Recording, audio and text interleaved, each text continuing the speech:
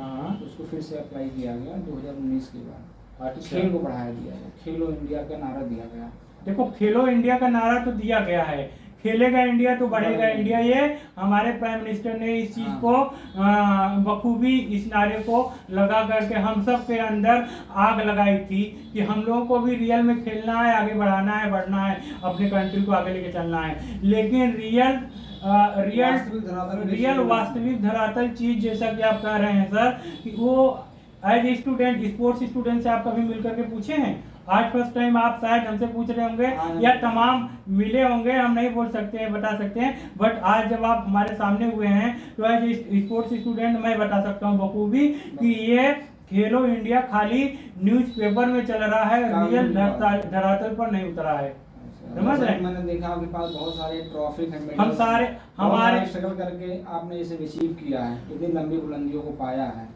Cyclist में बहुत सारे फर्स्ट रैंक है, कहीं सेकंड रैंक है, कहीं स्टेट लेवल का है, तो इसके पीछे क्या योगदान है? हम सर मोटिवेशन मिला है कहीं किसी ऐसे एथलीट को देख के motivation? As a student sports student हमारा करियर ही स्पोर्ट्स से स्टार्ट हुआ था। हम स्कूल टाइम पे ही अपने स्पोर्ट्स को लेकर के बहुत ज़्यादा रुचि रखते थे, तो हम हर स्पोर्ट्स में इंटरेस्ट रखते थे और अपने स्कूल लाइफ से ही मैं स्पोर्ट्स को लाइक करता था। तो मैं स्पोर्ट्स में kabaddi, running, javelin throw, discus, भाला, डिस्कस, जैसा कि आप देख सकते हो हमारे पास सब कुछ है, ये सब चीज मैं करता था।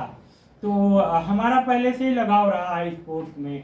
तो हम स्पोर्ट्स की दुनिया में मैं अपने आप में मैं चाहता हूँ और मैं खुद कर रहा हूँ इस पर स्ट्रगल मेहनत कि कहीं न कहीं स्पोर्ट्स की लाइफ में, स्पोर्ट्स की लाइन में हमारा कुछ करियर बने, क्योंकि हमें स्पोर्ट्स बहुत प्यारा है। तो इसी वजह से हम स्पोर्ट्स की लाइन में सबसे ज़्यादा बेहतर मेहनत कर रहे हैं और मेहनत करके दिखा करके इस देश को रिप्रेजेंट करना चाहते हैं, उस गोल्ड मेडल तक पहुंचना चाहते हैं जहां पर लोग आज धांधली बेईमानी करके आईना दिखा देते हैं। उस चीज़ को हम जानना चाहेंगे इसी तजुर्बे से, जैसे आज हम जान रहे हैं खेलो इंडिया मोदी जी का नारा है, लेकिन खेलो इंडिया सिर्फ न्यूज पे है, उनके जुबान पे है, रियल लाइफ में जमीन पर नहीं उतरा है। इस चीज को गवर्नमेंट को लेकर के सख्त होना है और जहां तक है जो इसके नीचे ऊपर लेवल के अधिकारी है उनको भी टाइट करना होगा, तब जाकर के सच्चाई उजागर होगी और गांव-गांव, district, state, place, village, block में स्टेडियम की ये होनी चाहिए, व्यवस्था होनी चाहिए, सुविधा,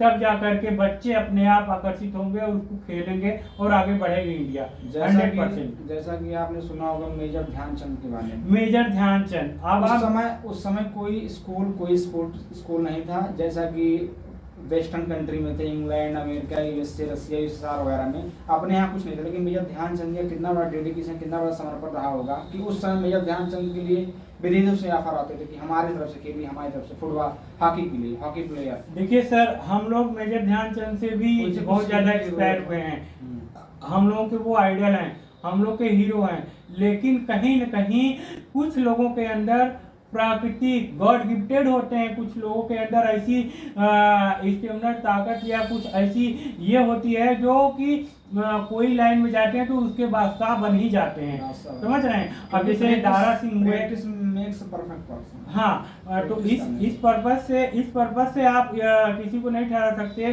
कि वो कोई स्टेडियम नहीं था, कोई कोच नहीं था, कोई कुछ नहीं था।